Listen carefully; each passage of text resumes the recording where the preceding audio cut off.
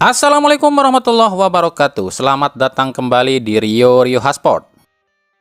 Pekan 22 BRI Liga 1 ada penampakan baru di dua laga, yakni Persita versus Persikabo dan Persib Bandung versus Persik Kediri, yakni adanya dua wasit asal Jepang.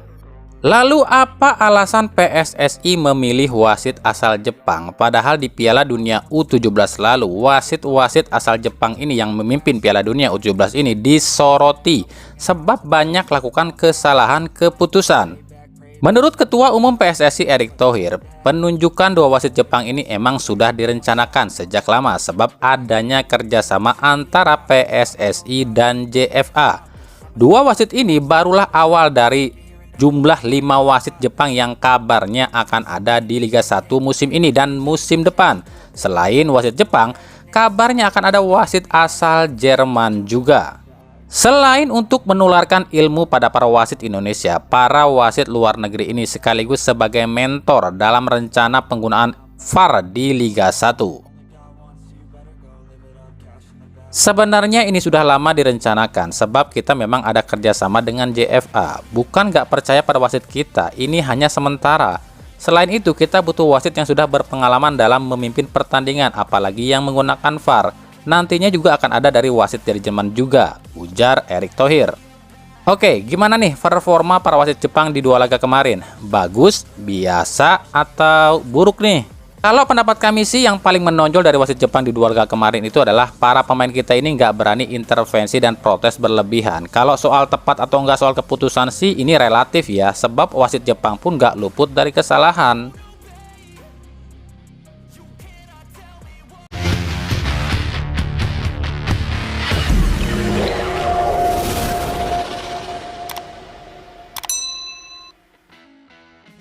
Bek timnas Indonesia keturunan Spanyol yang saat ini main di Liga Malaysia, Jordi Amat akhirnya angkat bicara soal Liga Malaysia.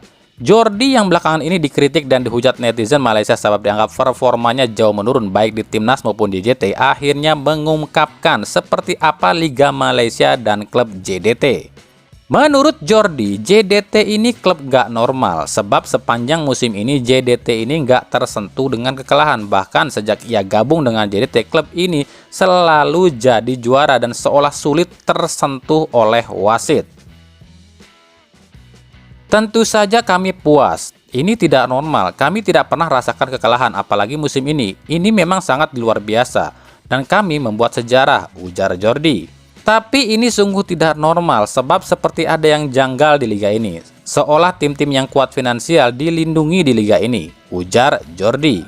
Wajar jika Jordi bicara seperti itu sebab kebiasaan tim JDT ini tuh diuntungkan di liga. Jadi apabila performa pemain turun, pemain itu akan dihujat. Padahal menurut Jordi, JDT ini nggak sekuat itu. Terbukti di ajang Asia, JDT ini selalu kesulitan. Tapi di Liga Malaysia, JDT ini selalu digdaya. Kita ke berita klub. Pelatih kontroversial milik Bali United Stefano Cugura kembali lontarkan pernyataan kontroversial dan absurd. Teko mengkritik keputusan PSSI yang ngotot datangkan VAR. Menurut Teko, PSSI seharusnya lebih memikirkan kualitas lapangan dibanding VAR sebab lapangan di Indonesia sangat buruk. Kualitas lapangan di Indonesia menurut saya kurang bagus. Seharusnya PSSI dan LIB lebih fokus di situ. Kemarin ada yang tanya soal VAR. Saya jawab lebih penting lapangan daripada VAR. Tapi VAR waktu datang bisa memperbaiki kualitas sepak bola. Menurut saya lapangan lebih penting, ujar Teko. Pernyataan Stefano Cugura ini pun langsung dihujat oleh netizen yang bilang, ya iyalah kalau pakai VAR kan pemain Bali United nggak bisa guling-guling lagi. Kan kalau lapangannya bagus, pemain Bali United bisa tambah enak guling-gulingnya. Takut kecurangan guling-gulingnya ketahuan ya kalau pakai VAR. Dan berbagai komentar miring lainnya dari netizen. Ya emang aneh aja sih. Sebab hampir semua pelatih di Liga 1 musim ini tuh ingin VAR segera dipasang. Sebab udah capek lihat tingkah laku wasit. Dia malah nggak setuju. Panik ya. Panik gak? Panik gak? Panik gak? Panik lah, masa enggak?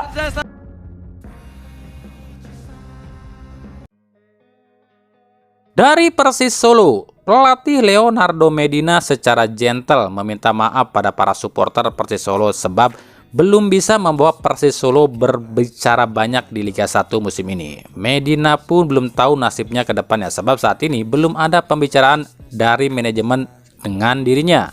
Tapi tahukah kalian, sebenarnya sebelum Raja Nainggolan ke Bayangkara FC, Persis Solo akan lebih dulu datangkan bintang dunia loh. Dia adalah Mario Balotelli. Diungkapkan dalam sebuah podcast, Kaisang Pangarep sebagai pemilik dari Persis Solo membenarkan jika Balotelli ini akan ke Persis Solo di awal musim ini.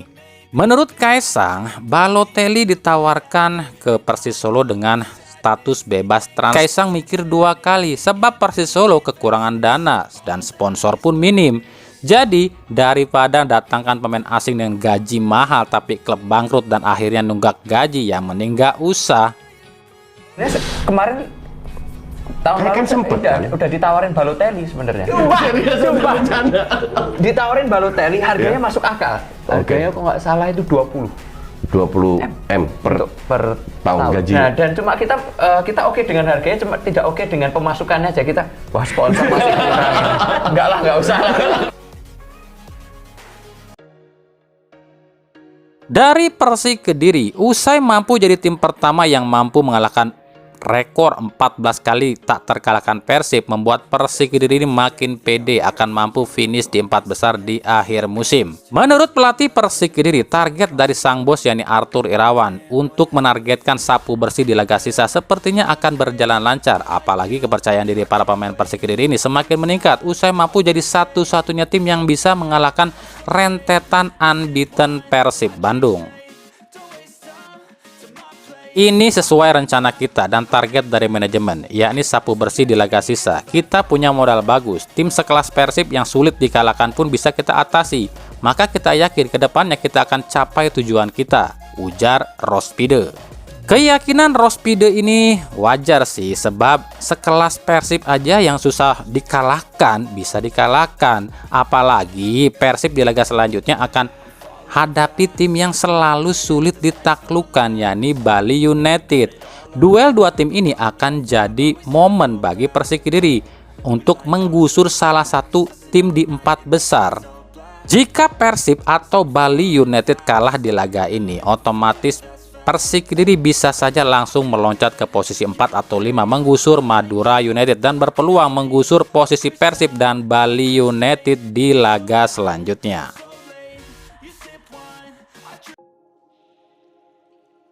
Lalu bagaimana reaksi Persib Bandung atau pelatih Persib Bandung Boyan Hodak usai kalah dari Persik Kediri? Seperti yang telah kami analisa, Hodak pun membenarkan analisa kami, yakni soal lini tengah yang kalah total. Bahkan menurut Hodak, Persik Kediri pantas menang, tapi Persib pun tak layak kalah. Setelah 14 pertandingan tak terkalahkan, tentunya ini hasil yang tidak kami harapkan. Saya tidak melihat tim tampil baik. Kami menerima kekalahan. Problemnya ada di lini tengah. Ini akan jadi evaluasi. Kami pikir Persik Kediri layak menang, tapi kami pun tak layak kalah, ujar Hodak. Lalu apa yang dilakukan Hodak? Tanpa ampun, Hodak langsung menggeber latihan para punggawa Persib pagi harinya. Tak ada kata istirahat pada para pemain Persib, apalagi Hodak tahu laga selanjutnya laga yang sangat berat melawan Bali United. Oke, ini menurut pendapat kami pribadi loh ya, ini pendapat kami aja.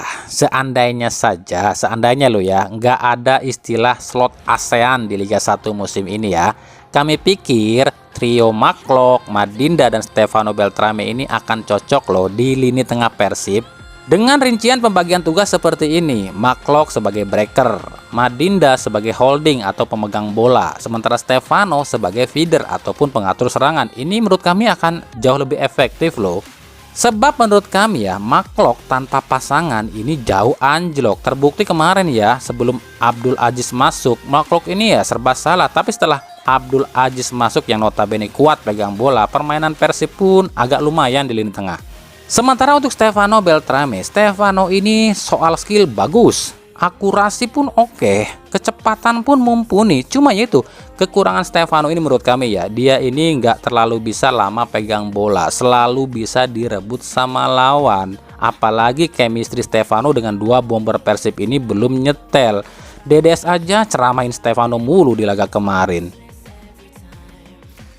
Dan buat Mendoza, kami klarifikasi ya, kami nggak pernah jelekin Mendoza loh ya. Dia kiper bagus, beberapa save-nya pun luar biasa.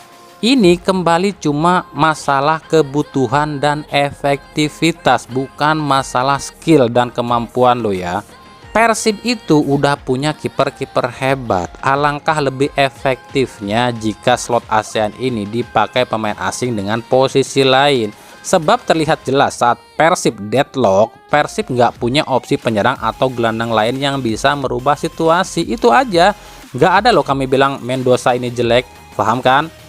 Tapi kembali kami katakan, ini semua cuma pendapat kami aja loh ya. Karena pada akhirnya semua keputusan itu tergantung dari pelatih Persib itu sendiri.